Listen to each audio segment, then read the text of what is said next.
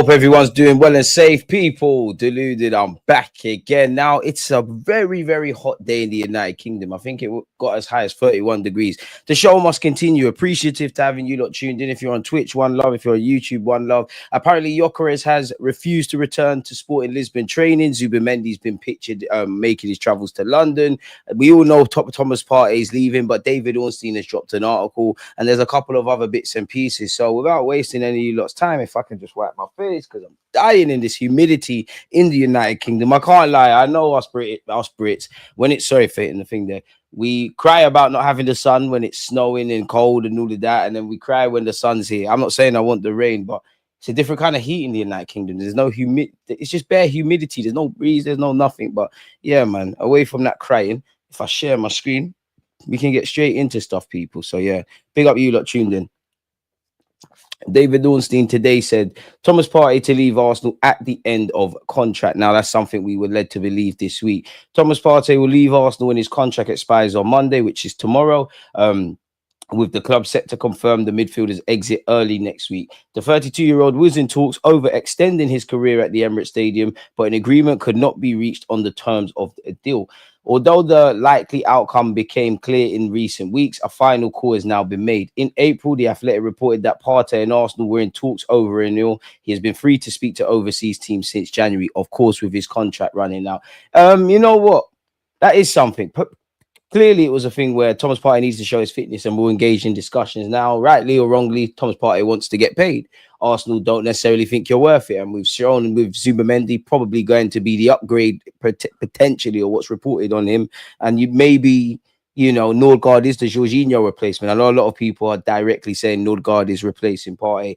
And I wonder what it would have looked like had Thomas Partey stayed at the Emirates next season, because I do think naturally Zubimendi would start, but as good as I think Zubimendi is going to be for Arsenal Football Club, what God-given right is that necessarily? Whether we like Partey or not, he's a player that's probably been one of our best players in terms, or more consistent players last season. And he's a key part and central part to Mikel Arteta's system. Who is to say, even though I do believe Zubimendi is a player they've chased for ages, we've seen what he did for Spain, we see what he's doing. I think, you know, Rice and him, and maybe something different would have happened to Partey had we have got Zubimendi when we were supposed to get him. But yeah, I think it probably would have been Rice, Odegaard, and Zubimendi. But you can't. There's no God-given right. Yeah, he could have stayed with Partey, which for the last 3 years we've been finishing second. And you know what, Thomas Partey, you've done well with Rice, you've done well with Granit Xhaka. You need to move on, really and truly. I understand him wanting more money. I understand Arsenal's reluctance to not giving him more money. From his point of view, you're on the same deal since you signed for this football club. If you really are a key player and you've played every bit of football that's been available this season, and you stunk up the place in the second leg against PSG, but everyone was kind of nervous going into that game, and Arteta plays you to the point where you play right back sometimes, you're within your rights. Even the season before the one that's just gone, injury hit from him. As soon as the running came in, Partey was playing. Had Partey have stayed fit and showed us on a consistent basis the Thomas Partey that we thought we was getting, then of course, people, you know, I think he gets a new deal sooner. It's like, I know it's very different, but Lewis Skelly just signed a 5-year deal, right? If Lewis Skelly continues his trajectory, logic would tell you within that 5-year period, even before that, he's going to get improved terms. It's because of Partey's fitness. And had he not have been injured, we're looking at this differently. Let's be honest, Partey feels like he's a player that everybody knows how key he's been for our football club, but they've been open to letting him leave for a while. Like the Saudi interest has been something. For Arsenal as well, final point from Partey's kind of point of view is, you know, I'm a key player. You want stability. You've let Jorginho go. You let experience go out the door. And even if you bring an experienced man in like Nordgaard, I'm better than him, really. For Arsenal, I guess they had to weigh up the cost. Is keeping Partey on those wages, maybe even upgrading on those kind of potential wages, is that cheaper than buying someone like for like quality? Because you can't really say, maybe Zubimendi would have been the replacement, but we're led to believe this Zubimendi deal has been tied up since January and we've chased him way before that. So I don't think it's necessarily that. Surely the plan was Partey would stay for a year or two. We might even bring in another midfielder and with Zubimendi. I mean, I'm spending too long on this, if I'm honest with you. So I understand it. Just make sure midfield is ticking next season, because that's my one fear. I think Zubimendi would be good across all phases for us, but he needs to adapt. It's a new league. It's a new partnership with Rice. Big up Nordgaard. You are experienced. I don't think anyone's expecting fireworks, and you could plug a gap. You help us with the experience factor as well, but that's quite a drop off. And I ask the simple question, whatever you have to say about Thomas, because I know outfield stuff as well, people, which many people happy to see the back of him. You got Zubimendi and Partey on one hand, and then you got Nodgaard and Zubimendi. Which one is the better pivot at this moment in time? Now, in hindsight, obviously, we hope that it's going to be Nodgaard and Partey. In an ideal world, you're probably bringing another midfielder, but in terms of all the things we've got to do, I can't see that. So I personally feel we went into this season, Partey, show us your fitness, and we'll engage in dialogue about giving you a new deal, which is how we all saw it play out, right? But it is what it is in that regards. And it's a shame that you've only had 2 years of prolonged fitness, I feel, with Thomas Partey being fit. You know, you look in 2022-23 when it's him and Xhaka, and the year just gone. It's a shame, man. But yeah, we all know we're reinforcing the midfield area. Zubimendi and Nodgaard are expected to become Arsenal players. So yeah, Thomas Partey's gone. I mentioned Zubimendi. Apparently, he's travelled to London to finalise, everything around Arsenal. Admittedly, we've heard that a few times, but it is what it is, man. We can move on from Thomas. I mean, where you look at the Gyokeres and the Sesko stuff and the roundabout of rumors, if they're not making any progress with Sesko, if they're not making any progress with Gyokeres, naturally Arsenal would think, or someone would think, maybe we need to pivot, in which the Watkins is something. But we've been linked to Hugo Ekitike once again. Blind is reporting this. Arsenal are now considering Hugo Ekitike, and Andrea Berta doesn't want to spend 100 million on a striker. Whether he's worth it or not, you're seeing the fees Gyokeres is going for. You're seeing the clubs and the money people are prepared to pay for Sesko. If you're Eintracht Frankfurt, you want to get as close to, like all of these clubs, if they can, you want to get as much money as possible. The striker market is dead. If you've got a striker that is wanted by someone, there you have it, people. And on the Partey thing as well, let's be brutally honest. Thomas, Arsenal, I don't think we've been proactive. I think Partey needed replacing a long time ago, in the sense of, you could say Zubimendi's the replacement if Partey was to stay. And if you do your thing, you're going to play, you're going to do what needed to be done, but you can gradually phase him out. I go back to the year we bought Declan Rice. I keep saying this. There was a running joke on my YouTube channel that I'm always crying about bringing in central midfielders. That summer, I wanted 2 players. I like Lavia, but that's neither here nor there. I'm just mentioning his name because I wanted Lavia and Rice. Now, unbeknownst to me, in hindsight, the plan was clearly Kai Havertz in midfield, Declan Rice is there, Partey's there, never banged, yada, yada, yada. I don't believe the Hugo Ekitike rumours, if I'm honest. He's going to cost a premium. Seems like we're on Sesko and Gyokeres more. I do like him, if I'm honest with you, especially if it came down to either just Sesko or Hugo Ekitike. He's apparently a serious option for Arsenal. Voices are saying if Arsenal can't significantly negotiate a price for Viktor Gyokeres, smash the like button. We are live. I saw a comment. Or Benjamin Sesko, a higher fee would be required for a new striker anyways. Hugo Ekitike would become a real attraction. Again, Romano, who does milk the articles, following Sporting President's quotes, Viktor Gyokeres has no intention to come back and play again. At some point, you're going to have to go back for training, depending on where this goes, because at some point, you're going to need, it's in your best interest to stay fit. I know you can hire whoever you want to hire, but we've seen this before. Clearly, I imagine Sporting and Gyokeres, what both parties thought was going to be an agreement is one thing, but they probably both sides wanted this to be a clean exit. It's gearing up to be something else. We've seen the agent talking, people connected to president talking. We haven't seen Gyokeres talking, but he's been doing a lot on social media. Apparently, he's already informed the club about it. Sweden striker insists on Pat made last year over some exit, now feeling betrayed and tired. You're within your rights, but a promise is a comfort to a fool, and anyone can promise anything when they're happy, and you've got to get I's dotted and T's crossed.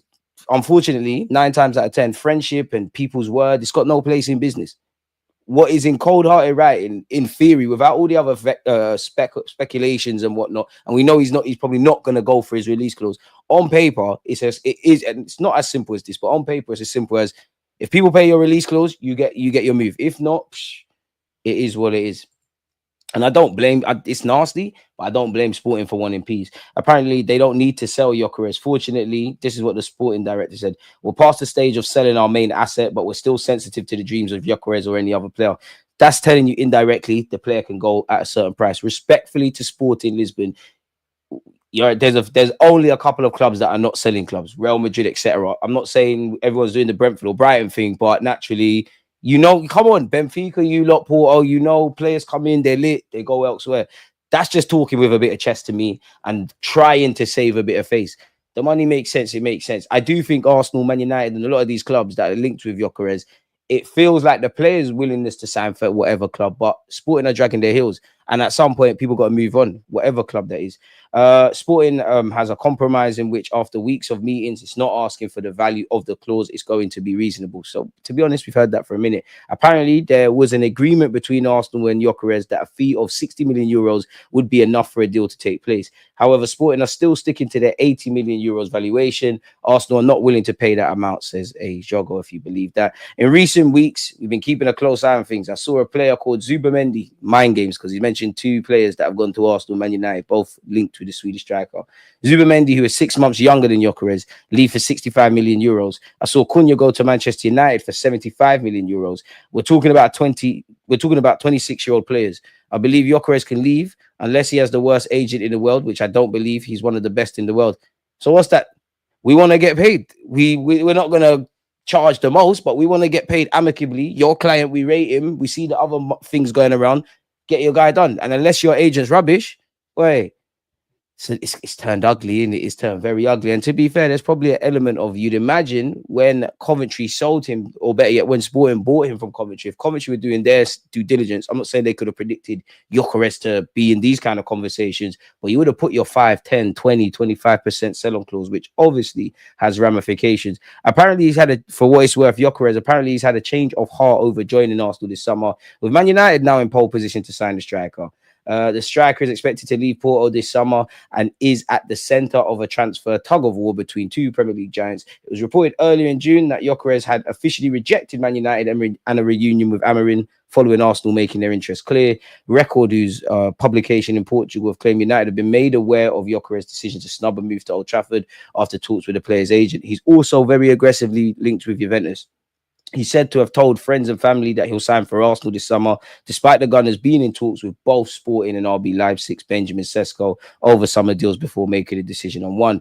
Apparently, Standard Sport understands Sporting are demanding at least 70 million euros, which equates to 59.6 million to begin negotiations over a fee. And recent reports suggest Arsenal were the clear favourites to sign Gyokeres, despite seeing an opening bid where 47 million pounds, 55 million euros reportedly rejected. Completely off topic, but this week we also saw that Leipzig have budged on the asking price, and it is apparently in the similar region of 59.6 million, 65 odd million for Sesko, give or take. Sesko's got a couple of years, but it's within the same price range. So really, does it come down to the structure? When you simply put, how much do we owe you at what certain date? Is that going to make sense? I don't know. It seems like a lot of gamesmanship. We're going to get into your comments, but please let me know your thoughts and everything. The Mirror have claimed that United are now back in the frame and seen as by some as the most likely destination for Gyokeres, despite being unable to offer Champions League football. I mean, at some point, you're just going to have to go in it, because, you know, it's a bit like Zaha when I swear he went, where Zaha had something and he just cut somewhere. I think he cut to Turkey. It seemed like one of them where I said I'm going to leave. The teams that were on me are not on me now, but I have to go and say face. Tell a lie, not Zaha. Ivan Toney. Fair enough, you got paid in Saudi, but all of the chattings you was doing, you didn't want to go Saudi. You were saying, I want to play for Arsenal, I want to play for Real Madrid. Now everything happens for a reason, but it got to the point, I've burned every bridge at Brentford. I've probably told all the players I'm not going to be back when the season starts. Looking like a clown, they're asking me what's going on. I need to leave to save a bit of face. Apparently, once again, we're wrapping up deals for Christian Nordgaard. We're said to favour Sesko, apparently, who could actually prove the cheaper option, which is what some are saying, people. Apparently, big up African Gooner, who does this kind of stuff, like making sure the articles are all in one place. Real Madrid believe a player will ask to leave soon. Their answer will be, bring an appropriate offer from the club and you can leave. Rodrigo's case is the most striking and the first that should be resolved with his starting spot in doubt.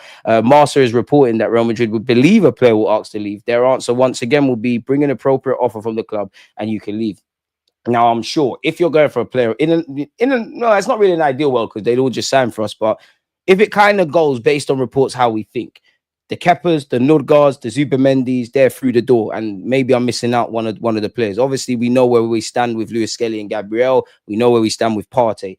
You would imagine a striker, be or take Sesko or Gyokeres, those come through the door. They're in for pre-season type of thing. And in an ideal world, you would love Rodrigo or whatever left winger we're linked with to be the same. But because of the moving pieces and the caliber of Real Madrid and the stature Rodrigo has in the game, that is probably one that will drag into the new season / give or take up until September. I wouldn't want that to be the case. So my thing is, we need to do everything in terms of incomings and then play the field every day that ticks. I guess Rodrigo either is going to be more firm in his decision to stay at Real Madrid, or he becomes more convinced by the day in every training session, in every preseason game, in every tactical drill and training where, you know, managers do things like the players that are going to start, you lot are the ones doing the drills, and then the defenders will be the young G's and whatnot. If Rodrigo's part of that, it could go left for him, but that's going to drag out. And then you'd imagine Bert is just keeping close, just every now and again texting his agent and his close ones, with like judging the temperature. And then if they're able to, if the dominoes were to fall in that, yeah, he wants to sign for us. Oh, what sort of contract would you like? What sort of wages? Tie up the framework with that. What offer do you lot think Real Madrid will have? Give us your word, as far as that can go, that you actually want to sign for us. Then when we got that conversation and then we deliberate internally, again, I know people don't want to hear it, but Arteta, Berta, all of them lawyers and Kroenke, and then you know, hopefully we said, you know what, he's going to cost a lot. Finance are going to be a lot, but let's go and do this. Now, with all this information we've collected, now we begin dialogue with Real Madrid, and the first offer isn't going to be accepted. Again, what's being reported in the world of football and what's actually going on in the world of football are very different things, but that's what the reports are saying, people. Speaking of Brazilian wingers, Martinelli has been discussed by Al Nassr as a potential winger option. Luis Diaz, according to Ben Jacobs, is the top target, so that's not really going anywhere. We're said to be preparing a new bid for Mascara of Valencia, people. Our first offer was rejected. Apparently, according to Romano, he's already agreed. That's the guy I'm missing. Personal terms. We've also been linked with signing Ademola Lookman. I must admit, I don't buy that. We have also been linked with Eze this weekend. Bournemouth and Fulham are said to be fighting to sign Reece Nelson. Get your fee, clear the wages, move on. Silliest rumor we've probably seen this summer. We've been linked with Nicholas Jackson. I mentioned Eze. Apparently, this has gone as far as we've called our interest in Rodrigo, which I don't believe that. But at some point, you're going to have to say, you know, it would have been a dream. Let's get a more tangible target, in which Eze is said to have a 60 million pounds, apologies, asking price. And it could be paid in installments. But this article is saying there's complications around the required payment structure, meaning it wouldn't be a simple deal. Nothing's easy. And again, I did say it vaguely. Leipzig apparently have lowered their asking price for Benjamin Sesko to 60 million. So give or take, him and Gyokeres are said to be in the same realm. Apparently, people, Premier League clubs are ready to spend big on transfers this week. And apparently a lot of clubs were holding off on deals so that they could put it in the new accounting kind of periods. So that's propaganda. All clubs are getting the luxury. And it is expensive. I'm not here to slag off Chelsea and do all of that kind of stuff, yeah, but and again, it comes down to recruitment and all those kind of things. But they've been linked with João Pedro. I think he's a decent player. I think Gittins is a young player with potential. I actually like Liam Delap.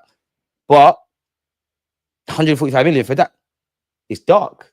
So this is even more reason as to why we need to get things right, because we are not the club that have the bottomless pits that these lot do. And to be fair, they're probably going to make several sales on academy players and all those kind of things. Shout out DJB, man. Chat getting worried now, bro. Still no striker. We need to start moving people. We definitely do. I feel Alonso wants new players for his system. He needs sales to fund these signings. I'm getting that feeling from Madrid content creators. I hear you, and I know every club is feeling the pinch, and as great as Real Madrid are, and they are one of the richest teams, and I'm talking about things above my pay grade. Reality is the money that the Premier League clubs make dwarfs all of the others. Obviously, El Clasico is always going to be a big fixture, but there was a time it didn't matter if you supported Arsenal, Liverpool, Spurs, Manchester United, Leyton Orient. You was fully immersed in what your team had to do, but you knew when the El Clasicos are. No one don't really care about that. So again, I'm only mentioning that not to be snooty, but there's less viewers. There's less TV packages. So maybe they do need to sell. But I don't know, man. If you're Xabi Alonso, Rodrigo's a good squad player. Like, Rodrigo might want more football and to be like have the same standard as Mbappe and all of them, but he's still a good player to have in the squad. And in terms of all that pressing new game manager stuff that they want, he can do that. He did that for Carlos, so he's not fully poor. There is that factor, and I think it comes down to Rodrigo. But if you're Xabi Alonso, where first thing, the amount of pressure taking that job is crazy. The added pressure of you being Spanish, being a former Madrid player, actually coming with a very big reputation, invincible literally in the Bundesliga with Leverkusen, getting to a European final and things like that. We saw it does look like Real Madrid need one of these. No disrespect to Carlo Ancelotti, did good things, but in the modern day, it's all about micromanaging and less vibes. Not that Carlo isn't a good tactician. I fought his case in that regards, but they need that. It's too much change. It's too much change. Because Rodrigo looks like he'll buy into what he's got a reason to every trainer. I'm not saying that you can at Real Madrid, but like Rodrigo has to give it his all in the hope the manager's looking. So unless it's made abundantly clear to Rodrigo, you're not going to get the football you want here, I don't see it happening. Because if you're Xabi Alonso, all Rodrigo needs is a bit of encouragement. That Xabi Alonso wouldn't be the first nor the last manager to lie. Yeah, I'm gonna play you, man. Trust me. Stay patient. The first couple of weeks in the season, it's gonna be dark, but you're gonna get an opportunity. Sell him that dream. Once the window's shut, what can you do? What can you do? But we Arsenal fans should stop being patient and start demanding. Go ahead, man. Hugo Ekitike, my dream signing, make Arsenal French again. We need to go down that route. Go back to before Arsenal was gentrified, man, and we had like players from all over the world, saucy celebrations, good football. I know the modern day requires it, but I just feel we got too many athletes, if I'm brutally honest. And I know you need to be athletic and run up and down and do all of that kind of stuff, but it feels like we're too athletic based. Like, as much as the game's got like that and the Premier's physical, at the end of the day, it's still around football. Can you pass? Can you shoot? Can you do some 1-2s? Which is, again, this is why I don't think you just get Gyokeres and Rodrigo and you slap them up front with Saka and we're lit. I do think I couldn't tell you what, it's above my pay grade. Definitely not. I don't get 50 mil a year. And if I did, I'd attempt it. But low blocks, got to find a way around that. Teams are going to do that. Got to find a way around that. Move the ball a bit quicker and many other sort of talking points in that regard. Or we're going to keep waffling about the same things time after time after time after time. Hugo, an athlete, too mad dynamic. I like him though, man. It don't feel we're onto him. Sesko, Bacola, Eze, revitalize our attack. Revitalize, to be fair, he said revitalize. It does, but Sesko setting us back 60, 70 million. Bacola, it seems PSG are not selling him. If he was available, testing the waters with 45, 50 million, you're probably going to go over that. Eze is 60 odd million quid or safe, innit? And knowing Arsenal, we're not going to run the release clause. We're probably going to commit to paying slightly over that so we can fix up the payments how we need to fix it up. And that's the thing, man. Shout out Stylist, man. Watch us get Dominic Calvert-Lewin. He's become a free agent, to be fair. And to be fair, it wouldn't make sense, man. The man can't stay fit, unfortunately. I think these Ikiteke links are way off the mark, to be honest. I think it's Arsenal getting at Leipzig. I just think it's a bit of creative journalism, if I'm honest with you. Goals hype. Who are you talking about? Oh, Gyokeres goals should be taxed. I just witnessed Inter Miami retirement home slap up Porto. Nasty. Big up gun down UK. One love. Big up DG. Why do I feel we are going to end up getting Madueke or Jackson? I hope not, but I can't blame fans because unfortunately that has been the kind of stuff we've been doing. We know what we should have done last summer. We know what we ended up with on deadline day, and we know why we can't repeat that. So I understand it. I'm hopeful we're not. I'm rather bullish with whether the signings work. We'll feel a lot better, but seeing is believing, in it. And the striker is the big one. I think most Arsenal fans can see, Norgard, it's not sexy and all of that, but he's not the worst player. We understand now he's going to just be an additional body. Kepa, I don't really rate it, but cool. Second choice keeper. You're signing the new contracts for the Lewis Kellys and Magaleses when you can. Cool. You know, Zubimendi, we've been linked with him for about 20 years. Cool. That's happening. And again, for me, I'm very bullish about Zubimendi in all phases. I'm not saying he's going to be the best midfielder in the world. I just think he's going to be very good for us. It's the striker, though, man. That's what we're waiting for, man. That's what we're waiting for. And I mean, well, to be fair, no one at Arsenal told us, but I'd imagine come Tuesday, if we don't get anything tomorrow, which will be the 30th, we should be hearing a lot of noise because once we had July accounting period, we've been talking for time. And granted, I'm not on the floor in the sense that I'm not speaking to Bert, I'm not speaking to Arteta. I've never been involved in transfers, but let's get a move on, man. People need to have some patience. We'll get our targets over the next few weeks and sales too. Social media is messed up with general levels of patience. Everything is exaggerated on social media. They've got a narrative to push. I'm sure all clubs, why is it taking so long and whatnot?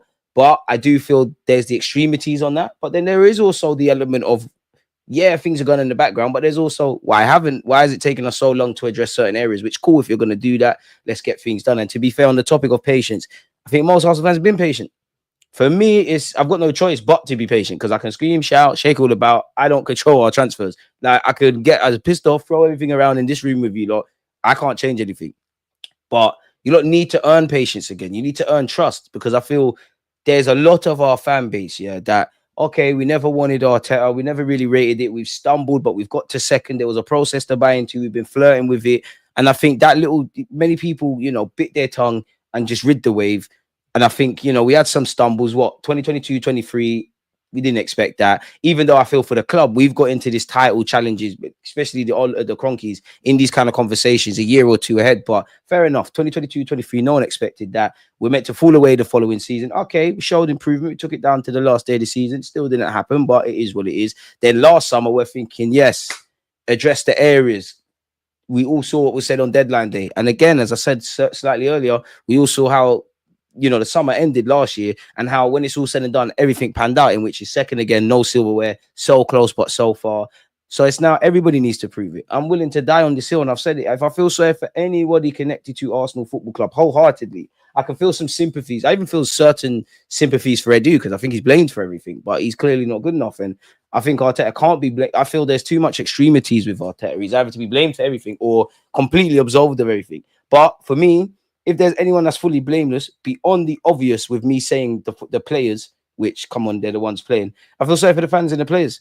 I feel the players stepped up. I feel, you know, quite simply, where we're trying to go, some man are just not good enough. I think we've squeezed as much lemon generally from the lemon juice from the lemon as we can. I think they gave it a fucking good effort. And I think if I was in and around the club in January, like if I was a player, I'd be looking a bit at Arteta, but I'll be looking at the regime, because I'd be literally, if I'm obviously not if I'm Lewis Kelly, but if I'm Saliba, Rice, Declan Rice, Gabriel, guys that have been about, if we're talking about the injuries, yeah, and we're seeing our team fall to pieces throughout last season, what the hell are the players saying?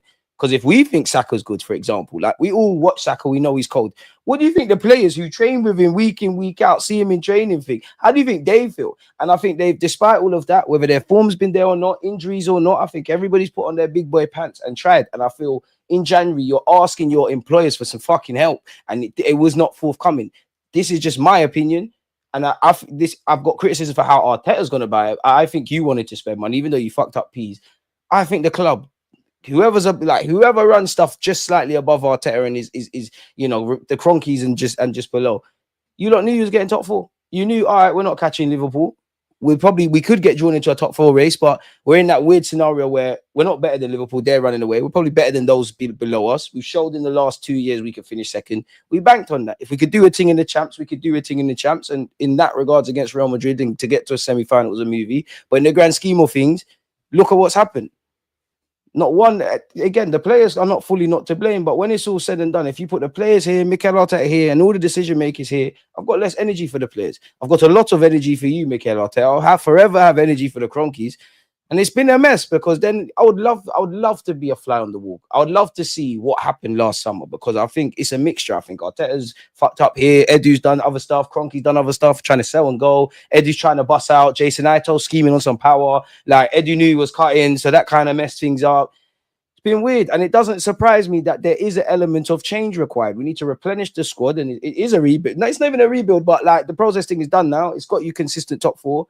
To go to the next level, we know what needs to be addressed, but there's several question marks around several players, and we're learning more things about that every day. And obviously, some people sign new deals. There's changes on the coaching front. Cuesta's gone, Bert has come in, Edu's left. Show me something. And because the next thing, the owners are not going anywhere. Manager, you're not to blame for everything, but this is going to be the fourth year. Now, at some point, that conversation has to happen, and I understand it. Whether you're positive or negative about the man, Mikel Arteta, you've got us to second. Whatever's gone well, gone right, we've got more things right than whatever. We're at this point now. How do we get over the line? Are you the man to get over the line? I hope you are, but every year you don't, the questions get bigger. Yes, you're a good manager. You've shown good tactics, all of these things. You've answered those questions. Are you a winner? Because you've taken us to this point. We wouldn't be getting praise for the defending and the set pieces. And even though all we do, people, is bitch about goals, we're scoring 100 odd goals. We're doing, from a coaching aspect and a competitive aspect, we're actually decent. But that's all fine and dandy. Get over the line, because this is one of the best, pound for pound. You look through a lot of our squads during the Emirates era. Of course, there's been many better individuals than a lot of these players in the team, but collectively, a group of players in the last 3 years, we've had a better squad than we have. And for the majority, probably the last 3 years, give or take, with the squad, not individual quality, but with the squad, this probably be the best of the Emirates era. Nobody's talking to Santi, to Ozil for natural ability, to Alexis Sanchez, to Cesc, to Nasri, and all of them, but collectively. There was a time we would have bit your arm off for just one of Gabriel. We would have put up with having a back five, including the goalie, of Mustafi level quality players. If we had a one Gabriel, one Timber, one Saliba, even a young Lewis Kelly, etc., etc. Now we got all of them, and we've not seized our moment. The past is the past. The future brings uncertainty. We've not seized our moment. Liverpool, I don't think so, but they could fall off a cliff. Such is life in football. Slot could get sacked next year, but he won a Premier League trophy. People said, if City ever fall off, we're there. We weren't there. So now the questions are even bigger.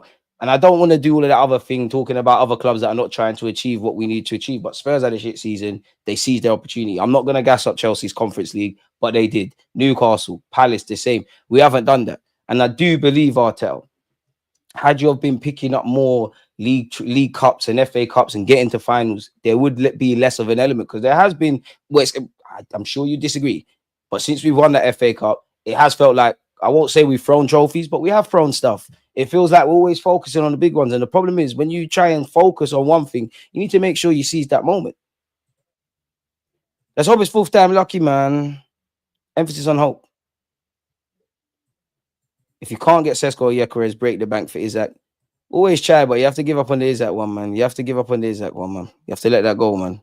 You have to let that go. 1 billion spent for that front three, money laundering at its worst. If we get Paxao and Gyokeres, we're balling up front. I hope so. I hope so. Subscribe and smash the like, folks. Summertime in DG still working 24/7. You got to, man. Even Watkins is an upgrade on Havertz. I'd take Watkins. But if we're getting Watkins, that just tells me the summer's effed up. But pardon me, I would not be against Watkins, man. We could do a lot worse. Bukola is a project winger. Slightly. Big up DG. Not sure what's happening, but we need to sign Eze before Spurs get him. Are we really on to Eze like that, though? We're a big club. We need to stop begging squad players like Rodrigo. Juventus are skint. Go and force a move for Kylian Yildiz. But they're going to ask us for some P's that we're not willing to front. Isaac isn't worth his price. Sorry, Sesko isn't worth his price tag. Trust me, guys. He isn't that good. Gyokeres well worth 67 to 70 million. Arsenal's being stingy. Question, DG. Do you think the people saying 3 forward strikers is likely? When you say strikers, I assume that falls under, inside forwards as well. 3 attackers. I could be wrong, but I can't see that. You might be able to get your Sesko, Gyokeres, and your Rodrigo or Eze or whoever the hell, like a young player or whatever, or a mid-range kind of winger out there. You might get 2 of those. But then surely the third has to be like some market opportunity, some 18, 19-year-old that you just see is too good to turn down. He's going to mix and blend in the squad. I can't see 3 attackers. Weirder things have happened, but I can't say I can see 3 attackers. 3, that's mad.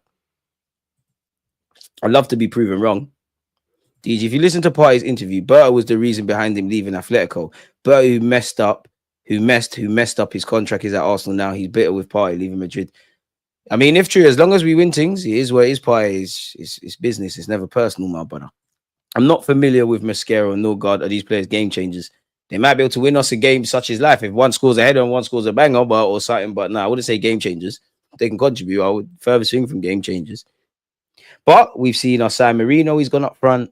We've signed Havertz. He's gone up front. Norgard's a centre midfielder, no, and he is good from set pieces. So stranger things have happened, man. One thing's for sure, it's going to be a roller coaster of emotions, man.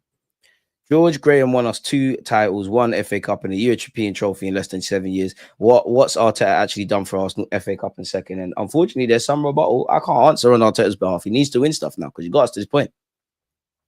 And you have been here for a while. And I do think, when we stop all the... Because let's be honest, a lot of things are agenda-driven. Too much people hate Arteta. Too much people love the guy. It's a fair question if we're having a neutral debate. Why haven't you won stuff? You've been here for time. And it's not even doing the winning thing. And I know not all of the years you were here, we needed to fix up. But in the last 3 years, give or take, 4th now, we've been talking about silverware. It's a fair question to ask, can you get over the line with that? And if you don't, can we pivot elsewhere? Because again, for the people that are having a fair debate, Arteta opens his mouth and says these things, I want to win trophies. We need to be here. We're not happy with second. We want to win the title. We want to do this. And I'm obviously managers do the diplomatic thing, but he's been quite specific. So we're holding you to those standards. Because you can't have it both ways. We can't gas up the players individually. You can't gas up the 1-2 stats and then not get over the line. Unfortunately, I hope to be wrong. Lord knows I hope to be wrong. I got us as 3rd at this moment. Gyokeres versus Sesko is just long. His contract ran up. He's old. Get over it.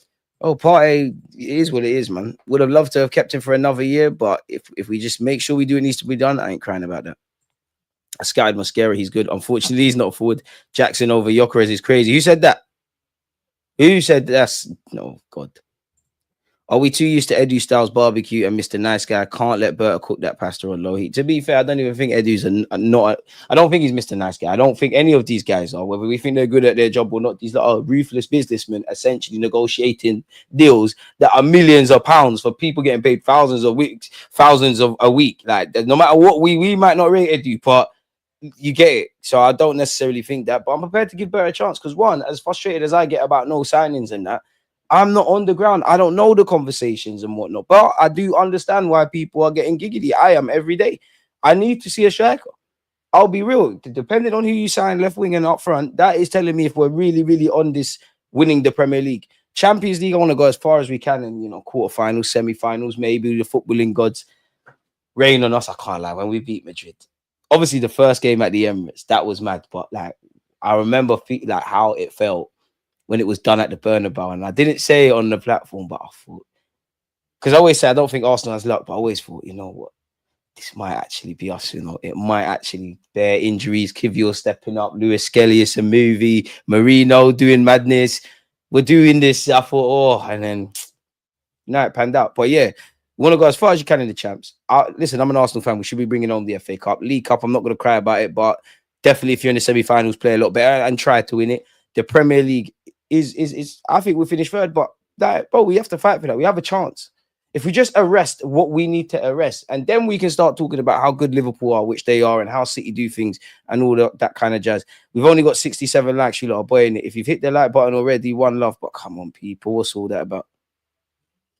Real Madrid could be crap. That's their business. That's their business. That got nothing to do with us. We beat them. That's it. That's not all that matters. I'm tired of hearing stuff like this, and I think it's quite mundane, if I'm honest with you. Liverpool, the league's dead. That's why they finished second. Arsenal only look so good in the last 2 years because the rest of the teams or whatever. What does that mean? That is their business. Whether they're the best Real Madrid or not, of course, I'd love to play Real Madrid when they're their best. No one can say nothing. But one, that I don't care about that, because when we got drawn with Madrid, we're going out. When we beat them, okay, it was a movie, Rotonda, whatever it is, they're going to do this and that. We move to them, now they're shit. What now? What? You can't have it both ways. I'm not having that. We beat them fair and square. We got nothing to scream and shout about. And I know Arsenal fans are crazy on social media, but one thing that fucking pisses me off about this football club, about people who talk about this football club, is when we get ripped, you want to run backs. Cool, we'll hold that. When we're doing things, people want to downgrade things. It don't make no sense. It's tired. I'm not hearing that. Tired. Take that out with Real Madrid, because no one was saying that when we got them. And if Real Madrid weren't that good, are we all forgetting? That was the furthest thing from our strongest 11. Kivior was out there. Big up young Miles Lewis Skelly. But if you knew he was playing Real Madrid in August last year, boy, and you looked at that starting 11, get the hell out of here. Who was up front? Not that we have an out-and-out striker. Martinelli's been falling off a cliff. Odegaard feeling sorry for himself. We got a world-class 6 playing as an 8. Yes, I am shameless. I'm going to throw that one out there. Get the fuck out of here with that nonsense. By all means, I know Arsenal fans are silly on the net, and I know they, empty barrels make a lot of noise. But what we're not going to do is downplay when this club actually does stuff. And it's fair and square. We didn't win the Champions League. It's cool. And even that, what? This Real Madrid team that weren't good, putting Valverde out there, Camavinga out there, Jude Bellingham out there, Rodrigo out there. Sorry, man. I understand if you don't want to sign for us, because Arteta might not even give you a game based on training. You're not going to get out of Lewis Skelly's pocket. Rodrigo out there, Vinicius out there. The list goes on. Allow me, man. But yeah, man, big up you lot, man. How can I spin the narrative? The only narrative is that we won, and the only narrative is if you say Real Madrid weren't good.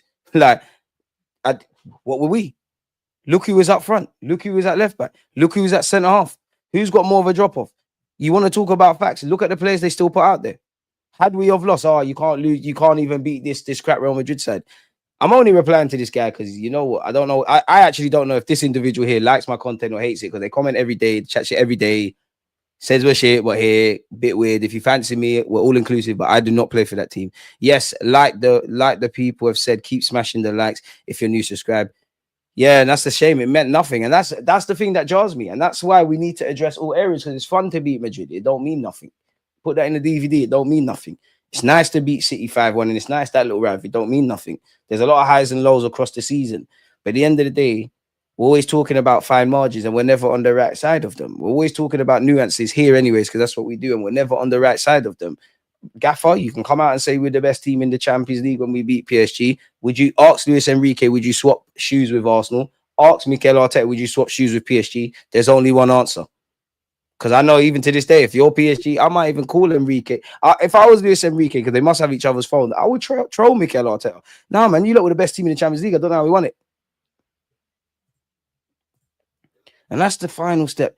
I think our system needs a change as well, DG, one that allows our forward lines more freedom. We need to evolve. We need an element of unpredictability. 100%. DG, we act like a small club. If Madrid want a player, they get him. We are busy signing rejects from Chelsea, hoping that we turn them into world beaters. I'd rather we sign one world-class player. I definitely don't think we're turning that to a world-class player. And we need to start. I'm not on that now, man.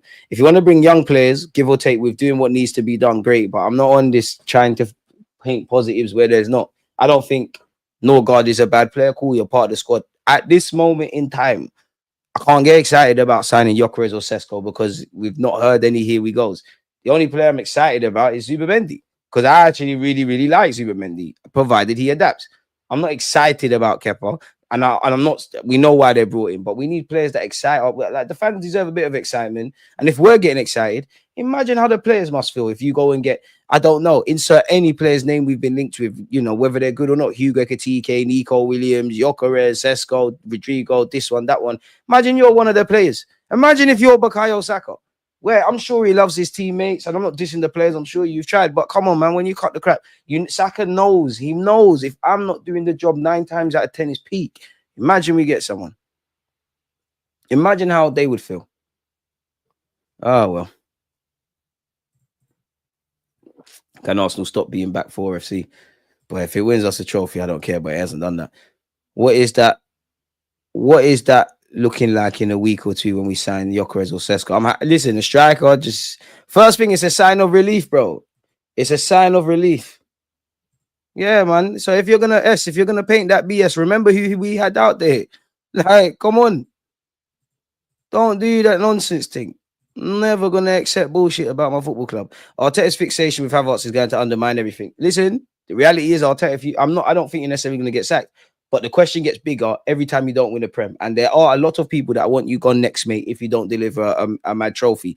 Whatever you say about Havertz, he's probably got a long while on his such is life. You're more likely to get sacked than Havertz is to get sold. So just make sure it works. I think he's going to be part of a squad. But again, if we named our strongest 11 and you just assume Havertz, let's just exclude Marino, who could be up there. Havertz is up front and Martinelli's on the left. It's not that you have to be alienated because we're not going to be able to shot them, but you need a striker. Across the season, these lot can chip in, but need to stop the romance now. Stop taking squad players and always try. There's exceptions, but stop taking squad players and trying to make them do what players that need to play 37 at the very minimum of 38 games. Giroud, obviously, I think people look at Giroud's time with rose tints at Arsenal. Pardon me, because his highlights package is unreal and he's a bloody good footballer and we could do with him now. But we did something that Chelsea and France didn't. Giroud's a facilitator, can score goals, can score vital goals. But if you're living or dying by his individual brilliance, it's a myth. Chelsea didn't do that. I guarantee you go ask Eden Hazard, all of them players. Giroud is one of the best players they've played with. Obviously away from the stars because he's a big man, link-up play. Probably because if you're Hazard, you're going to play give and go with Giroud. He's going to run on. He's going to give it back to you. You're going to run. He's going to run in behind. He was a facilitator. I could be wrong, but I'm sure when they won the World Cup, I swear he didn't score. But and that sounds wrong, but his impact was amazing, even though he's got a good record for France. Anyways, we tried to make him the Van Persie replacement. Duh. It's not going to work, is it? And even that, we can this guy, and I'm not here to hate him. I'm not here to gas him up. Reality is, the last 2 years, you've scored a lot more goals than a lot of your teammates. So if I exclude Saka, that's telling me to a degree we're living or dying by Kai Havertz's ability to score goals. And he's done okay in that. What, his first year, second half of the last year was good. But that's why I can't get mad anymore when I'm seeing man fall over the floor on the floor from 2 yards and that, because it's not making sense. Stop the romance. Let's just get some competency now. It's dark. My Premier League proven and your Premier League proven are not the same rhetoric. Damn. In the last 2 years before Salah came to the Prem, he had only 2 more GA than Lookman did in his last two seasons. We need to pattern him up. Boy. Wenger mostly had exceptional talent idea, but clueless tactically. Just couldn't adapt to the modern day. Refused to adapt, because there's men that have adapted. At one point, if you remember, I wanted Zaha. Now Eze is my player, and we'll get a striker last day of the window. Love Arteta, but need to win. Coquelin with Song replacement, horrible. Giroud's best season for Arsenal, 16 goals. But yeah, but if you're living or dying by him, scoring goals, it's like Jesus. I hear the premise. He can do it. He's almost a perfect striker minus the goals, if he could score goals. But then you look at City, he was a squad player. Just keep him as a squad player. And once you saw that the experiment didn't bang, we needed a replacement. Now, I think it's a bit different for Jesus because there was question marks, but The beginning, it's not really the end, but the beginning of the end of his Arsenal career, where his stock fell, actually weren't in an Arsenal shirt. It was a Brazil game. But even that, it's not making sense. Zubimendi replaces Partey, and I think we'll get one of our top targets by transfer end. We don't need a striker. We have 29, the best invention after Will. Yeah, blood. Let's be real, bro. 21 years is a joke without the Prem. We need Gyokeres, Rodrigo, and Eze if we're serious about getting them over the line. I'd love them, but, and I'm not an accountant, it's just Gyokeres is 60, 70 million. Conservatively, Rodrigo on a good day, it might be 70. Real Madrid probably trying to take you all the way up to 100. Eze's got a release clause. Are we going to pay it up front? And then you add that total outlay and you add in Zubimendi's cost and the 5 mil of Kepa and everything else we're going to do. Are they going to do all of that? Should they do all of that? Would I like all of that? It would be amazing, but boy. It means we have options. Havertz is a good squad player. He'll do fine. He can't lead the line for us. We need Gyokeres. And for games where they play a low block, play Havertz and Gyokeres to unlock the door. I would love Gyokeres and Sesko. But I would, well, I don't know, because I don't work for Arsenal. But if you sign 2 strikers, I don't think you get Rodrigo, of course, anyways, but I don't think you get a left winger. We'll say that broadly, as high as Rodrigo, as low as, I don't know, where Jamie Gittins or something like that off topic. I know he's going Chelsea, just in terms of the profile. I don't think you'd get that. The only way it would bang is if, well, I don't think you get Gyokeres and Watkins, because that's a 27 and a 29-year-old. Our club don't operate like that. So, but you could get away with it if you got a Sesko or Gyokeres and Watkins. Watkins can play out wide as well. So yeah, man. Appreciate you gone down under. Big up, DG. Love the content. I've DM'd you on IG. I'll check that out, man. Appreciate that. Cronkies are not going anywhere anytime soon, man. Arsenal are horrendously poor at selling players, and that's another thing. Big up, Jason. That's another thing that Berta's gonna have to do. But one, he would like, he's gonna show he has to hustle. But are any of the players we really want to sell attractive? Like really? Because I can think of 2 players who I don't really want to go. Like I don't want to force Kivior out. And to be honest, I forgot the second player. Still, I'll be honest. Potentially Martinelli or something like that, but I don't know. No one ain't bidding 60, 70 million that's being reported for Martinelli. Maybe 40, maybe 50. Maybe whether you should get more or not is another conversation, because there is some legitimacy to that away from the man's ability. Kivior, I don't want him to go, but it seems like there's a market. But even that, if you're the Italian clubs that have been linked with Kivior, are you not going to go to Arsenal? We've seen the script. We ain't got no money. Can we have a loan with an option? It don't make sense. I only say Kivior because I expect him to ask Arteta, yeah, I need to go still. Arteta last season if he doesn't deliver silverware. I hear that, and I'd love to know you lot's thoughts, but I genuinely don't believe that whatever I feel about how this future would pan out, if we fast forward a year, people, and we just assume we finish second, let's just take last season and assume it's a carbon copy, right? So we finish second again, 2 semi-finals, go out the FA Cup on penalties. I'd be lying if I thought genuinely he's going to go, or the Cronkies are going to sack him. I don't think they would. If the Champions League's there, if there's some context around why we ain't won something, it's all calm. Smash the like. Sell Trossard, Martinelli, Zinchenko, and Jesus and Jan. That's enough funds to get that Eze, Gyokeres. What, this Jan coming up? I'm not really a fan. Even players that need to go, I would feel very uncomfortable that amount of players leaving in January, even if there was a market and they wanted to. Bearing in mind it's a World Cup year where at least Martinelli's concerned. We're losing too many bodies mid-season. Winning things adds money onto your players. That's why City can sell so well. Yeah, but we're not on that. I think our club would like to win. I don't think we're dying to win. And I know it's a bitter pill to swallow. I'm not saying I'm happy with that, but if we win a Prem, I think it's all right. And when I say those, I think those that make the decisions at this football club, that can do all the things we want. Whatever I say about the players, Berta, Arteta, not alleviating any blame, I think they'd like to win. I don't think they're dying to win. It's keeping them up at night about the 21 plus years not winning Prem and never winning champs, and just our whole European heritage, really, because Arsenal fans, young and old, is filled with pain. I'm 30. I've seen us get to 2 finals. Darkness. And that's before we get into... Yeah, man, we was all there, Munich, innit?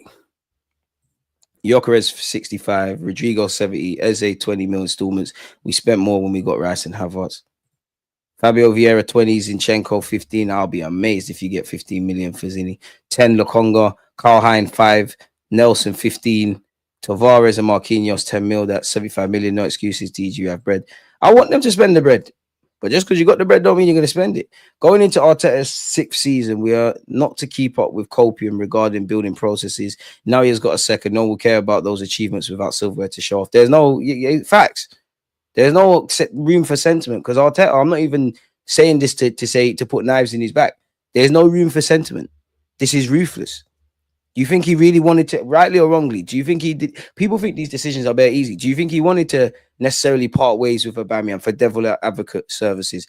You know, upgrade on Ramsdale, Tierney, the list goes on. I'm sure he thought they were good guys, but he showed ruthlessness because we needed to improve in certain areas or do certain things to get us to a certain level. You saw what happened. So that same ruthlessness needs to be afforded to Arteta. If you cannot get us over the line, there needs to be a decision or a conversation at the very least.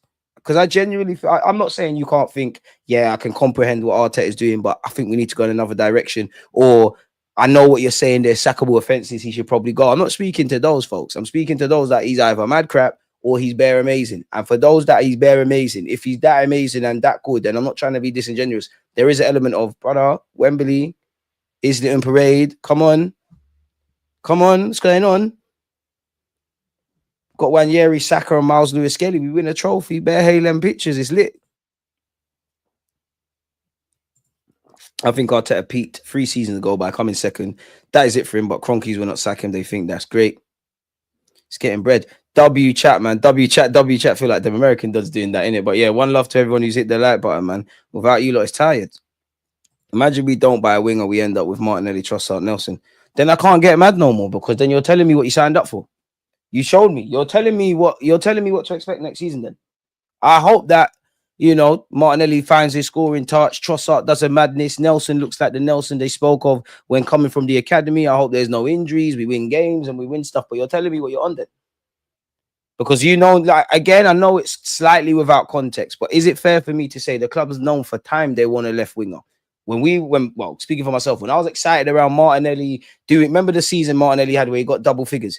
They tried to sign Mudryk. Now, granted, he could have been a squad player, but if I'm naive, that's a left winger there. You knew in Martinelli's best season you wanted to improve that. You've known you needed to improve up front. We know what's needed to be. We've known, let's be honest, this Thomas Partey thing is only if it was scary, away from the man's ability and away from if you want to keep him or not. The only reason it's a talking point is because like his deal is running out in the last year of his deal where he's actually played all right. Partey replacement or the long-term heir has been required. In that regards, we're extremely reactive. Of course, I weren't there in the summer. But last summer, but a lot has to go wrong if you're running around on deadline day for Neto and Sterling, you know, 2 players that got feet out the door and would have not that anyone doesn't need a reason to sign for Arsenal, but Sterling can't believe it's not raw. Chelsea are freezing me out. I can stay in London. Loan makes sense. I know Arteta, I know the England lads. I'm here, I'm there. Neto, boy, I'm going to sit on the bench respectfully to Bournemouth, but rather sit on the bench at Arsenal. I'm living in London. I'm about, who knows, I might bag a trophy. It's easy to get there, man. Do you know how many targets? You have to go through the whole alphabet before you go to Sterling and Neto with the greatest of respect to them. This is why I can't just blame Arteta. I can't just blame Edu. Can't just get the Cronkies, but you're all in it together. You tell us normal fans it's all collaboration. So when I like signings and processes, big up you lot. When it goes left, questions. I'm sure if you're working at Arsenal, you know who's more to blame on every incident. And if you said certain things, great, but I don't. So you're all in it together. DG, if we're 8 points behind the leaders in 5th place by Christmas, will you be Arteta out? He's not getting sacked 8 points behind. 8 points is close. No one will be Arteta out. DG, get the Wenger out banner from under your bed. I've never done that. I was Wenger to the end. That was my thing. Chelsea are where we were in 2022-23. I sense they'll explode next season and be the 3rd wheel in the title race. The way the window is going, we'll be fighting with Villa and Newcastle for 4th. Boy. Is what it is. Now we got 2 attacking positions free, 10 and 14 shirts up for grabs. I hope we get it done before the season starts. Same. Unless we buy elite talent, we'll struggle to stay top 4. I did see the Nicholas Jackson rumors. I hope they're wrong. Smash the likes, people. Don't forget to subscribe, please. Power to the chat. I fully understand who we are. We are not rigid. We are not getting rid of Arteta if he doesn't win big trophies. I think we hope to win those titles, but as long as we're in the champs, the owners are happy. That's it. That's why, as much as I love this club, and of course I'm going to get animated, I'm going to get sad, I'm going to get happy and everything in between. Life is a contradiction. I always say this. Football means so much to me, but by the same token, it don't mean anything to me. And I'm quite the philosopher, aren't I, people? It means so much to me that it can't mean nothing because I can't change anything. in my life, I'm like, one thing I've learned in my 30s, if I can actively change a situation and it's within, like, I can do it with my two hands, I've got energy for that. I'm not saying woe is me or we shouldn't voice our opinion, but whether I want to keep Arteta, I can't give him a new contract or sack him. I can't tell the club to sign strikers. I can't tell them to learn from previous mistakes. I can't do anything, but hope it all works. So with that, and I'm at the point, I'm not happy, I'm not sad. Let's look at the situation for what it is. Good team, potential to be great, not learning lessons. And you see, the saddest thing about life, you'll keep learning the same lesson again and again until you take heed. Squad depth, crying about refereeing, not killing games, game management, needing strikers, wingers, tactically, Arteta, subs, changing certain things, relying on players that just continuously get injured, not being proactive, hoping rather than actively seeking. When these things change, I might think differently. Until then, it is what it is. And all I can promise is that I'll be here with you lot, people. Big up you lot around the world, man. Smash the like button, all those good things. Man. Need to sign Pax out, Eze and Gyokeres, then we're good to go. Fair play. If Ipswich can buy Amari for 19 M's and we can't get 15 for Nelson, it's a mazza. Comes down to what we can hustle, man. I hope so. But we're gonna have to nice Fulham, man. We're not gonna zang Fulham. They like to buy a couple of our players. And to be fair, is it Josh King? Played for England. He played for England at youth level this summer. Let him develop at Fulham, make some inroads. He's nowhere there yet. But Fulham, when he does that stuff, give us a bell. Don't Chelsea are going to get involved. All them teams are going to get involved. Just give us a bell. And remember, we gave you Smith Rowe, Nelson. We've got some very good players available. Fulham, very good prices as well. We got that. You know, if you're really feeling like a baller, I don't even want to sell him. Literally, got the Kai Havertz, got Fabio Vieira, got Zinchenko. He's won several prems. We've got deals here, man. We ain't even got Marquinhos anymore. Hey, Berta, just for that, Berta, you've done all right so far. You know, I'll give you that. Berta's cut. I mean, Marquinhos' cut. Magalhaes and Miles Lewis-Skelly new deals. Fair enough. You're getting the squad players, but I need strikers. I need wingers. I need to feel wow. Like the last time I felt like that was Timber and Declan Rice. So yeah, man, it will be too. Hit the like button for deluded philosopher. Wenger had money to spend. Wenger grafted, and then when it became clear that you've saved up, you've been through the struggle, you had peace to spend, you didn't want to spend it. Wenger's problem is he didn't want to. Ironically, the one thing, that made beyond those other things, but the one thing that was the great thing about Arsene Wenger led to his demise. When you deep it, he was ahead of his time, and then he didn't adapt to the times. He was the first foreign manager that came over here. These lot are still having frequent pubs. He's cutting out ketchup and sugar. He's doing the scouting thing. He's doing all of that stuff. But he didn't want to adapt to the modern day. Unfortunately, an element, and I'm talking when we've got a good financial situation, he didn't want to spend the peas. He didn't want to do certain things that needed to be done. So the very thing that set him worlds apart beyond the obvious, in a way, it's negatively poetic. It led to his demise. Crazy, innit? Love Wenger though, man. I just think Wenger was stuck in his ways. And I think Wenger was just on the stingy thing, and like Wenger was on a Jeremy Corbyn thing, innit? And I think it made sense to the Cronkies because he's Arsene Wenger, he's getting us peas and whatnot. And I do think that as much as I love Wenger, bro, let's be honest, it was a mutual interest. I think one thing that cost Wenger is he got too intertwined with Arsenal for a long time. But the Emirates era, he couldn't separate good decisions for the football club and Arsene. And let's be honest, as much as Wenger, Granddad, could never slander you, sit here and talk about, oh yeah, I could have went Madrid, I could have done this. You wasn't ongoing and managing France and England and doing all that because you knew what time it was. You became emotionally attached. I can never begrudge it because Arteta, everybody at this football club is benefiting from the fruits of his labor. The academy is strong, even to the point where we've got Japanese players now with Tomiyasu, which is quite romantic. Money is being spent. Stadiums and training grounds have been built. Imagine in many ways, we're ahead of our time. Chelsea are probably going to build a new stadium. Spurs have built a new stadium. Everton are about to do that. There's plenty of other examples. Imagine we had to do that now.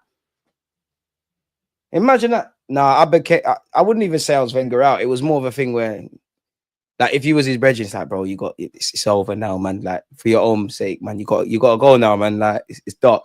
And the one thing I would say to Wenger, I think there was a time we could have got Jurgen Klopp. I genuinely think that. Klopp's not early days, but kind of early days. There was a time I think we could have got Pep as well. I don't think Pep would have banged at Arsenal because it's like a Michelin star chef that's cooked in all the great restaurants for all the celebs. He's asking you to get expensive ingredients to cook these wonderful meals, and you're going Aldi and that. It's not going to work. Klopp would have banged because Liverpool's thing is similar to us. Dortmund, he's an experienced man that can make things happen. But it is what it is, man. I was on Wenger's side and wanted what's best for him, which was Wenger out. And I'll be real with him. Yeah, he needed saving from himself. David Dean leaving cursed his football club. He used to stop Wenger from the madness. Honestly, I think Wenger should have stepped down when he won in 2014. I think that was the best time. At the very latest, probably, remember when we won the FA Cup against Chelsea and it was Rob Holding, Monreal and BFG? Should have cut then. But he didn't want him. Another problem with Wenger was, obviously all of these managers live for football. We know this. They all live for football. But at least Alex Ferguson, he would avidly tell you, like grandkids, wine, all of this. Wenger was too on football. He can't switch off. And when you've been a footballer, that's why it must be hard for a footballer when they retire, to be fair. And you've been training and playing and structured. Now you don't really know what you're doing. When you're in love with football and you've been at somewhere 20 years and this is everything. He's lost his wife to this. He's spoken about this. Lost his wife, spent less time with his kids and that. He can't give it up. He can't. He needed saving. But we all know the peculiar situation that we was in then, that we are now. And no doubt, like, unfortunately, I think I'm 30. I genuinely think I'm going to die without seeing Arsenal win the Champions League and you lot come banter us. But that's something I genuinely want to see, man. I genuinely want to see that. I can die a happy man not seeing us win the Prem, as bad as that says, if we win the Champs. I think people miss the clip-worthy Wenger football and they forget what it was actually like for the last 5 years. To be fair, though, Wenger was crucified for a lot of things that Mikel Arteta is praised for. Slyly. I'm not here to pick sides. This is just what I think I see. I hope not, Ramsey, man. But, like, bro, it looks like the footballing gods need to shine for us and everything just needs to...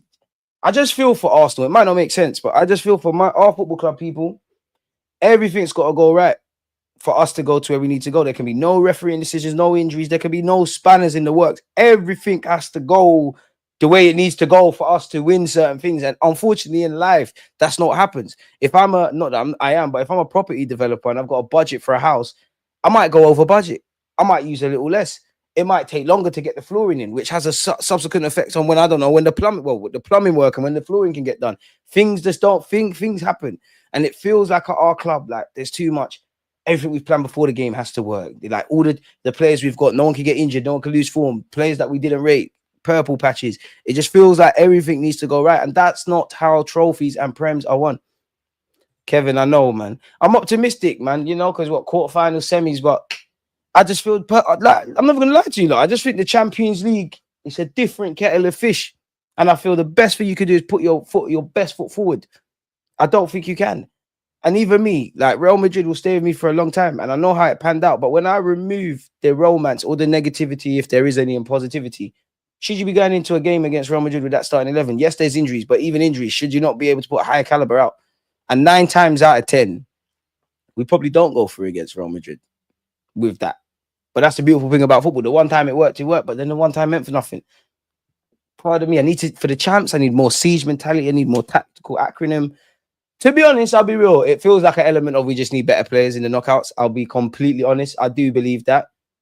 I have had that. Yeah. And we do have that ability to capitulate. But, we went out to Bayern. I thought we gave them a little test. That's when we heard we first were hearing we need players with X factor and all of this. Fair, it's cool to beat Madrid. PSG tactically outdone us. Enrique did all their thing, but it felt like we needed better players because it did feel like in the second leg there was an element of our best is not good enough. Like our best is not touching PSG's competency. And the first 20 minutes, goals change games. You put 2 or 3, anything from 1 to 3 of those first 20-minute chances in, you're living. Even that. People want to cry and be disingenuous about Partey in the second leg. Everyone was crying when he got suspended for the first one and was gassing it. I would be better. And we were a tiny bit better in terms of our functionality.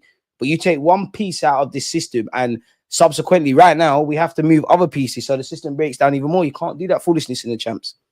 You can't. It's not going to get you over the line. So it's not me being negative. It's like I can't look at what I think is required and then tell you, look, I'm on this blind optimism thing. It's not making sense, man. Big up Peter, man. In the chat somewhere. DG Hoodies, come on. Big up Gooner Paul. Far too much to do before the season starts. And truth is, we ain't going to do it. Liverpool and City be far too strong this window. And that's just my opinion. Love the show. I can hear you, Paul, but all I can say is I hope they prove us wrong, innit? Like, because we should be the hungriest. Liverpool did it twice over. Greediness from Salah. You don't need another Prem. City, I've been saying it all season. I don't know when you started following my content, Paul, but I've been saying all season, regardless of what's going on with City now, Pep is going to hit back. You don't go through all those domestics with your wife, all the nonsense. You Kyle Walker snaking it. Arsenal, your apprentice, Mikel Arteta smacking you in at his home ground. A place like the Emirates, which it used to be a write-off for them, really. They should just win. You're not going to go through all of that to go out like this. You're going to hit back. Damn, I'd rock a DJ hoodie. Merch soon come back. Merch soon come back, my guy. Merch soon come back. Soon come back. Real talk, we definitely need more quality with a bigger squad. I need to believe, like, I'll be real. I don't think anyone in our squad is necessarily bad. But who do we really, really believe in? Like, believe. And it goes beyond ability. David Raya, he's not perfect, but I'll say David Raya for me. I'll say Timber for me. Gabriel, Magalhaes, Saliba, Miles Lewis-Skelly, Ben White, Saka, Declan Rice, if I haven't said him. I can't say Zubimendi yet. And there's no point saying Partey because you're not here to a degree. It's about it. Now, the bracket below, I don't think Kai Havertz is the best player, but I think you could do a thing. Ben White, I fuck with you. Martinelli, the ability's not there, but I think you're on it. So that's cool. And there's others, but I'm scratching my head. I need better players, man. Be real. Wanyeri, shout the young bull. Yeah, 100%. Only believe in one attacker, Saka, no one else. Exactly. And I don't think they're bad. It wouldn't surprise me if Martinelli and Trossard go through a great goal scorer season. Equally, it wouldn't surprise me if they go through what they've been going through. It doesn't surprise. Well, I didn't know Marino be playing up front, but it doesn't surprise me that someone's gone up there. There's a purple patch. Seen that by Kai. Chips are down. The attacking rank is up. Let's be real. The attacking rank is our poorest. It is. And I'm not even trying to get at them. It's if you was to separate our defensive unit, throw the goalkeepers in there, our midfield unit and our forward unit, the forward unit collectively, if it was a group project, I feel sorry for Saka because he's doing all the work and failing. No one else is doing their shift. Big up Wanyeri, but it's the deadest. Unfortunately, I love Tomiyasu, but I can't put you in there. Tomiyasu, when you're fit, if you're fit, great. But when was the last time we saw Tommy? He's probably got Afro now. We ain't seen Tomiyasu for time. And I'm not trying to be rude and disingenuous. You don't know I love Tomiyasu, but when you remove the emotion and we look at competencies as to what we need players we can rely on. I can rely on Tomiyasu for mentality, professionalism, ability, and tactics. All of that is irrelevant. The most important thing is availability. It don't matter how smart I think you are. If you're not fit on a consistent basis to make your drive to the Emirates or be part of the traveling bus away from the ground, it's dead. I'll always sing Tomiyasu's name and sing his positives. How many times have we sat there and games have been nail biting? I've always, for you lot that watch my watch alongs, I wish we could bring Tomiyasu to shut the game out. Or we might be playing, obviously it's changed a bit, but we might be playing Liverpool, for example. You know what? Tomiyasu left back, man, Mark Salah. You're not available. Any news about Saliba's contract? Not to my knowledge. And that's the thing. And that's, unfortunately, and I keep saying this, if we want to be the team, that gets top four, which we do, second, you know, we're not a bad team. Like, we'll be, you'll see, we've got a good top six record. We might mash up a Real Madrid here and there, might mash up City 5-1. Players will go through purple patches. We're so close, but so far, nuances. We've got enough. See, if you want to get over the line, then I have to remove the romance. Where's the striker that's getting 15-20 in the league? Where's the winger that's getting double figures or even doing 50% of Saka? Then all the other, the Kai Havertz's, the Sakas, definitely not Saka, the Kai Havertz's, the Martinelli's, Trossards, you man can chip in, you know. You're very good squad players, but main men. And until we learn these lessons, the season could have panned out last summer. If we did everything we needed to do, it could have panned out the same way, especially around squad depth. And I would have personally said, you know what, fair enough, Arsenal. Because if you address the squad amicably and we had the depth, I'd say fair enough. Now you're unlucky. Now everybody injured is being unlucky because you tried. That ain't going to wash with me based on last year. Lewis-Skelly, definitely part of our future captain, in my opinion. 10 p.m. on a Sunday, and man's grafting. Respect, this effort deserves 70k. One day, my boy. One day, man. One day. Without you lot, it's dead. 600 million from City is intimidating, to be sure, but I think we've become underrated. Still an 85-ish point team with things going wrong. Wouldn't be surprised if we hit 90 plus season. That's the truth, but that's what I mean. We're close, man. We're flirting with it. Like, this mic is the Premier League trophy. This is where we are. This is where we've come from. We've come all this way.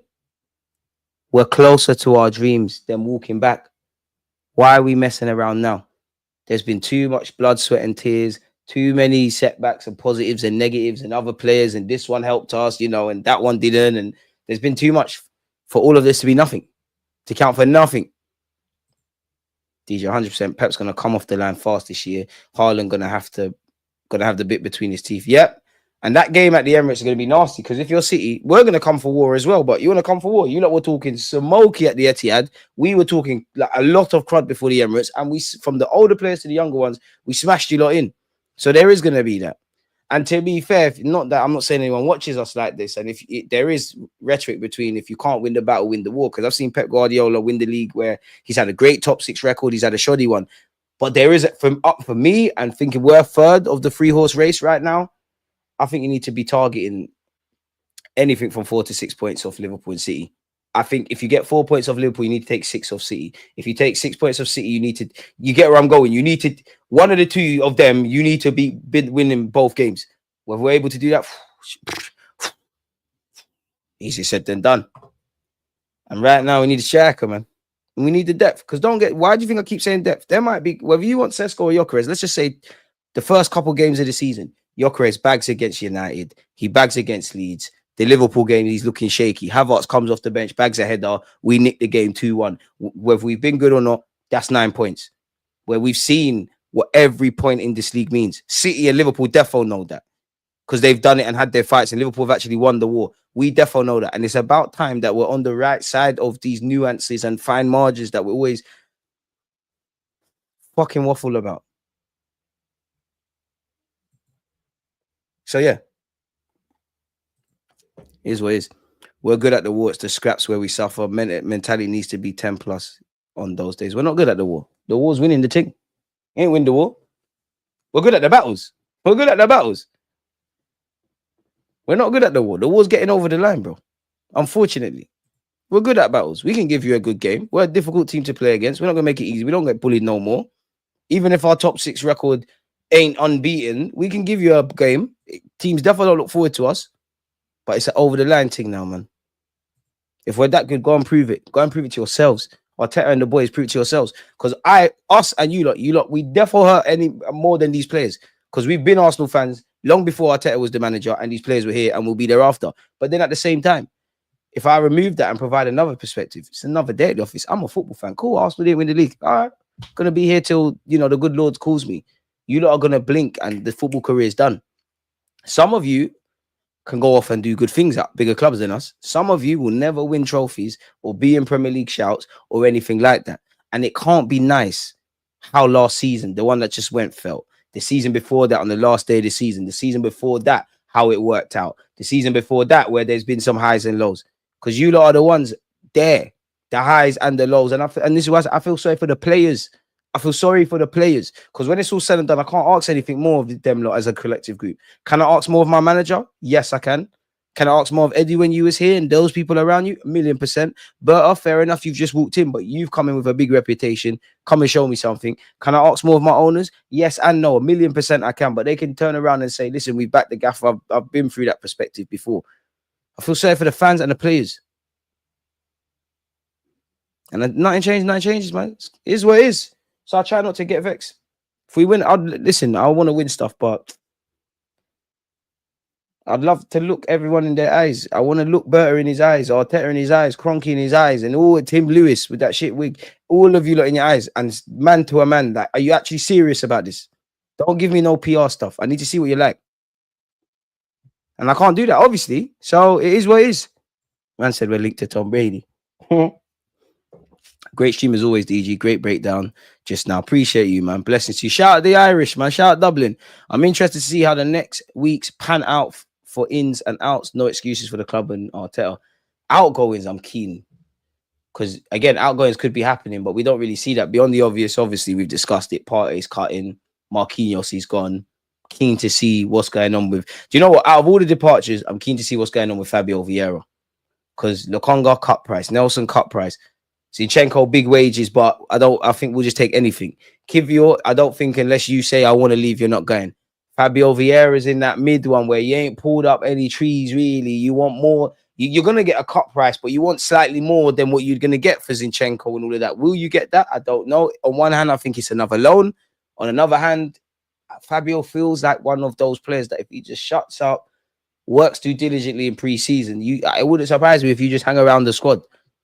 It would not. Whether that's the right option, I don't know.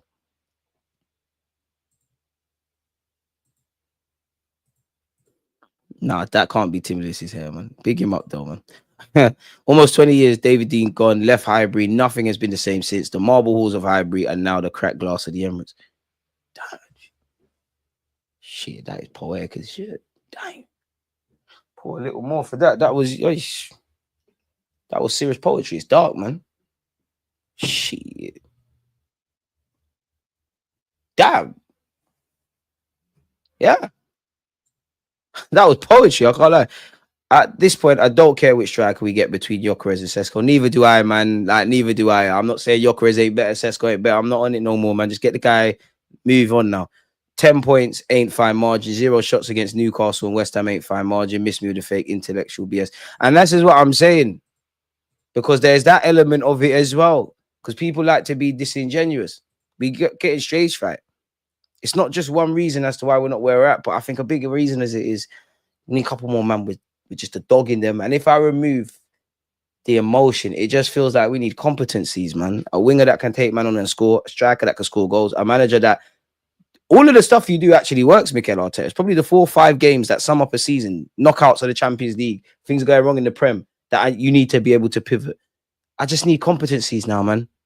Again, availability of players. I feel sorry for anyone who's bust their hamstring. Asterix. I feel sorry for Saka. I don't think Saka, Havertz, Saliba to a degree, Gabriel Magalhaes.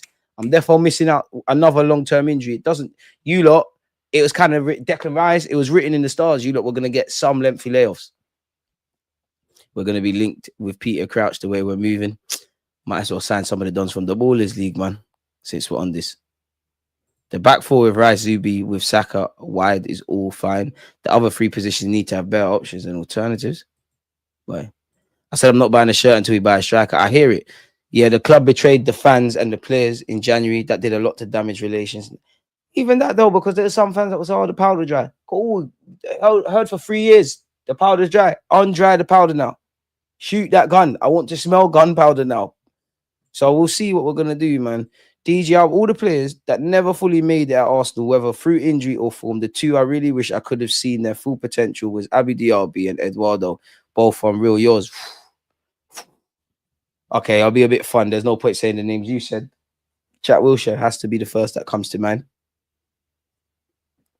Jack Wilshere. Injury or form. Oh, well, injury or form, so it's not one of the kids. It's got to be Jack Wilshere. It's got to be Jack Wilshere. Unpopular opinion. I'll say unpopular one. I don't even know if it's unpopular. Rosicki. Fucking good player. Just can't. Like, at one point, he just caught. I don't know what was going on with him. Just couldn't stay fit. No, it said form and injuries though. Dean messed up chasing. Oh, but we need it now. But I don't blame David Dean for that. David Dean don't want to do big things.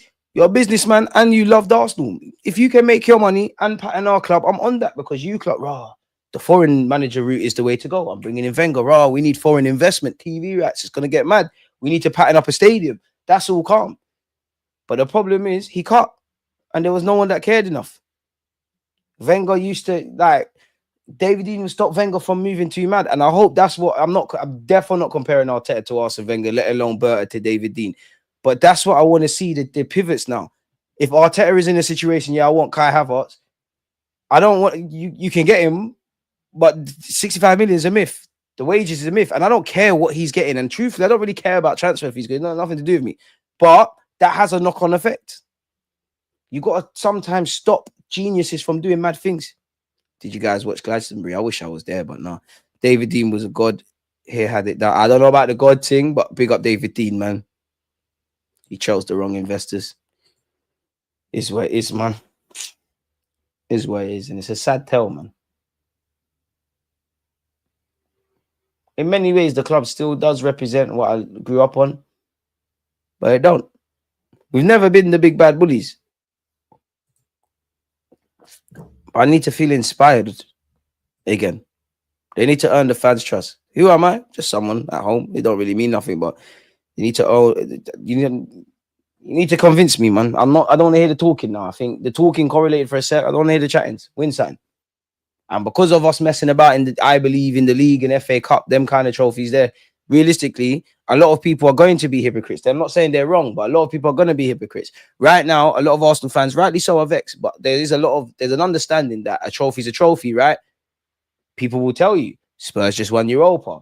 Palace ended, it's been the year of the underdog. Apart from us, you've seen bare unlikely teams win silverware. We haven't done that. Had we have been picking up other bits and pieces, it might be different. But everybody's saying that now. If that is us next year and we win an FA Cup or League Cup, I don't think that saves Arteta. You need to win the Premier League as a minimum. The only thing that can save you, well, I say save you because realistically, you're not going to get sacked. But in terms of the chattings, the only thing that can save you if you don't win the Premier is the champs. And you lot have made your bed in that. You lot have showed us that you can, even with when it's all said and done, and I'm positive about this and negative about that, you got to semi-finals. Imagine rolling in the semi-finals. There's a proper striker. There's a manager that has all the tactics, but showing experience when to pivot. We've got depth. We've got the quality. You know, we've got players that can get us out of it if everything's just shit. If we're all good and everything's on song. I'm not saying we're the big bad bullies, but we'll give you a bloody good game and we might just win. It's all ifs and buts, coulda, woulda, shoulda. It's all hindsight. And that's the biggest thing for me. When it's all said and done, these last 3 years, we haven't seized the opportunity. There have been three cracks at the whip. 3 chances. Gone for 3 dates and you're not beat. Crazy.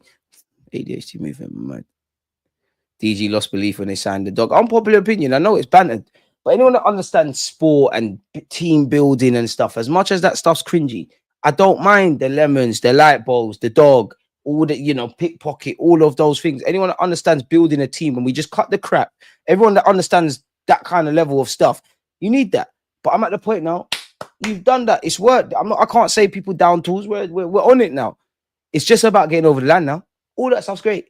You named the dog Win. What's going on? Give Win something to talk about. Poor old Win. Undry the powder now, man. Undry the powder. Like, undry the powder. Seriously. Don't want it. And this is why, just show me. Just show me. I think that's all Arsenal fans want. Just show. Just show. Just rise up. They might have given it up. And I know people will, you know, do the whole, would you rather win a trophy or the league? It does. It's nice to win silverware, especially when you've been shit. It does paper over the cracks. But legacy. Because history ain't going to remember Spurs were 17th. Those of us that were here, they might. They're Spurs fans, but bloody hell, it's probably going to be the only one they talk about for the next 50 years. They're going to grow up with that. It's not going to, you're not going to remember that.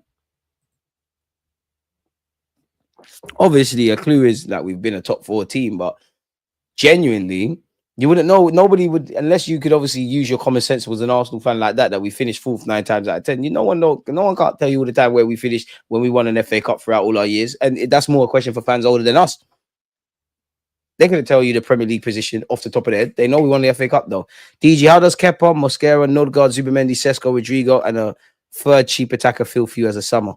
Patrick, I would love to be proven wrong, but yeah, I can't see Rodrigo landing. But I'd feel calm. I like it a lot, but I'm cautious about Rodrigo. I'm not sure Arteta will actually work with him. He's got to make it happen. I disagree, because I think Rodrigo, out of them current attackers at Madrid right now, he's the one that buys into being a team player. I've got to run around and do all of that. So I think he'd be all right. But if Rodrigo didn't bang, he'd be in issues. Noni Madueke has attracted interest, including from Arsenal. They're still peddling that. If you sign Madueke or you sign Rodrigo, Arteta, I'm at the stage. That's your business, you know. Just make sure there's a parade in May. If that's what you think you believe, I can have my opinion. Just make sure it works. That's nonsense. Abdullah, one love. There's things that Arteta has brought to the club that will stay with the club and the players when he's gone. Trophies are the ultimate legacy, bro. And that's it. And it's just silverware time now. That's it. Big you up for everything else you've done. I'm not being rude. I applaud you for everything you've done, Arteta. But it's a silverware thing now. Literally. For the players, for the fans, for you yourself. Because I actually rate you as a manager. But where's the CV? We know it's not about winning, but it's been everything but about winning right now. So make it happen, man. Make it happen. But as you lot can see, man, I'm dying in this heat. Putting a bloody good shift for you lot. I actually want to turn my fan on now. So I'm going to love and leave you lot. Appreciative to having you lot tuned in. Smash the like button, comment, subscribe, and all that good stuff. One love.